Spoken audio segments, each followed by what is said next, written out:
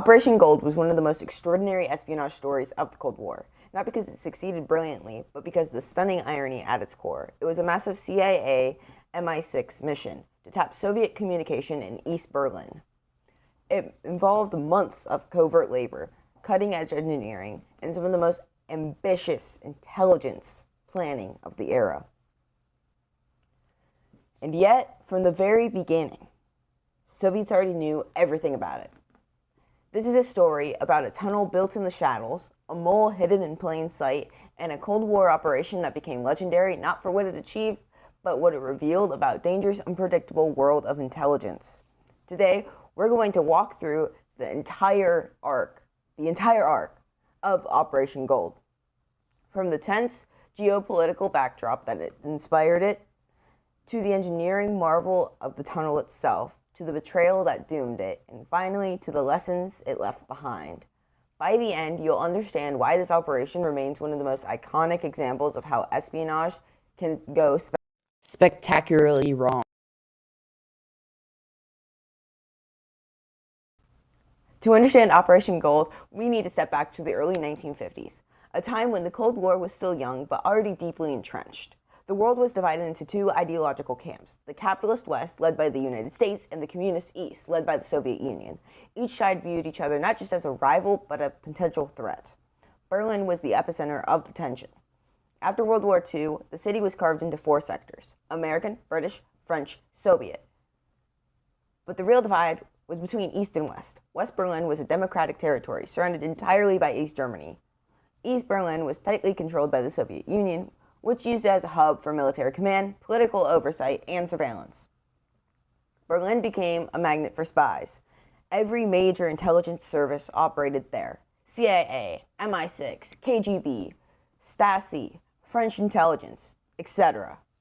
The city was full of informants, double agents, surveillance posts, and covert operations. It was said that Berlin had more spies per square mile than any other place on Earth. In this environment, information was everything. The Soviets were expanding their influence across Eastern Europe. The West needed to understand Soviet troop movements, supply routes, command structures, and political intentions. And the Soviets, of course, were trying to do the same. This intense atmosphere set the stage for one of the most daring intelligence operations of the era.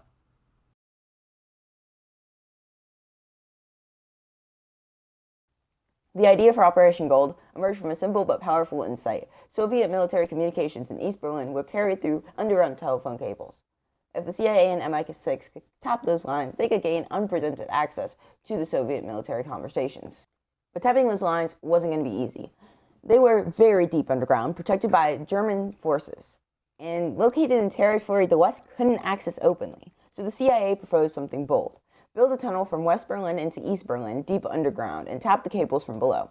This wasn't going to be a small project. It required months and months of planning, detailed engineering studies, and absolute secrecy.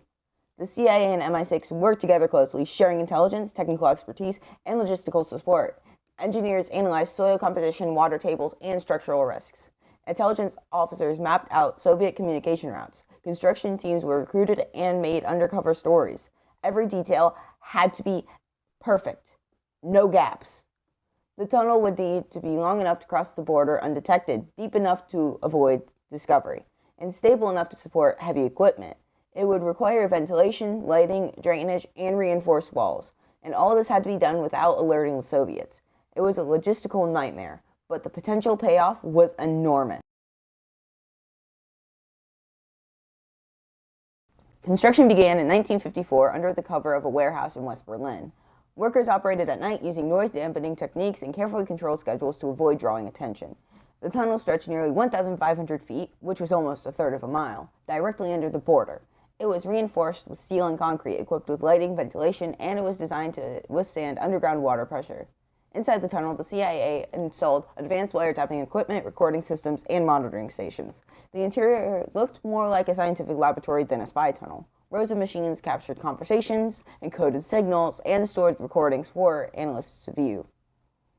When the taps were finally connected to Soviet lines, the CIA began collecting thousands of hours of communication. Analysts listened to troop movements, supply logistics, and administrative chatter also the occasional glimpses into the Soviet strategy.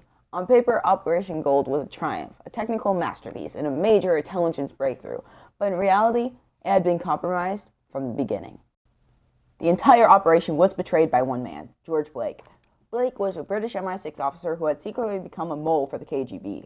His motivations were complex: ideological conviction, disillusionment with Western policies, and personal crisis all played a huge role.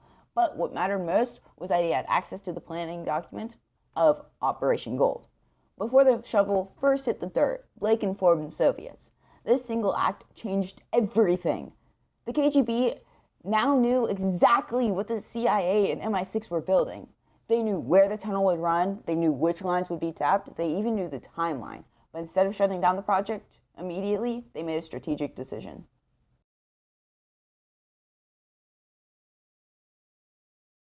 The Soviets faced a dilemma. If they exposed the tunnel right away, the rest would know they had a mole. Blake's identity might be uncovered, and Blake was too far valuable to lose. So the KGB chose patience. They allowed the CIA to operate the tunnel for nearly a whole year. During that time, they carefully managed the communication flowing through the tapped lines. They fed routine, low-value information. They avoided discussing sensitive operations on those circuits, and occasionally they inserted misleading or irrelevant chatter. To the CIA, the tunnel seemed to be working perfectly. To the Soviets, it was a controlled leak, a way to protect Blake while keeping the West occupied with scraps.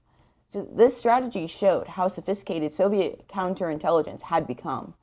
They understood that sometimes the best way to neutralize an enemy operation was not to destroy it, but to manipulate it.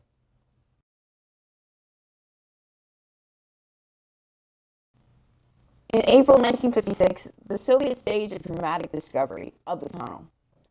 East German workers, supposedly performing a routine maintenance, accidentally uncovered the tunnel. Soviet soldiers rushed in, cameras were brought. The event was publicized as a major intelligence victory. The tunnel was presented to the world as proof of Western espionage and aggression. Newspapers ran photos of Soviet officers standing inside the tunnel pointing at equipment. The propaganda value was enormous. For the CIA and MI6, it was humiliating. But they still didn't know the full truth. It would take years before Blake's betrayal was uncovered, and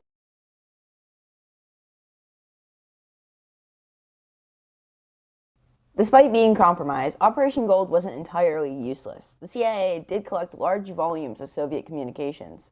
Much of it was mundane, but some provided insights into Soviet logistics, organizational structure, and military routines. Even controlled information can reveal patterns, habits, and priorities.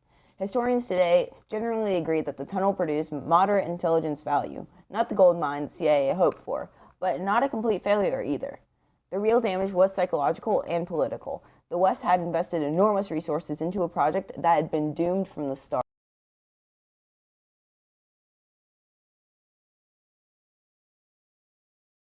Operation Gold became a case study in the importance of counterintelligence. It showed that even the most sophisticated technical operation can be undone by a single insider. It demonstrated how adversaries can manipulate compromised operations for their own benefit. And it highlighted the delicate balance between secrecy, trust, and risky intelligence work.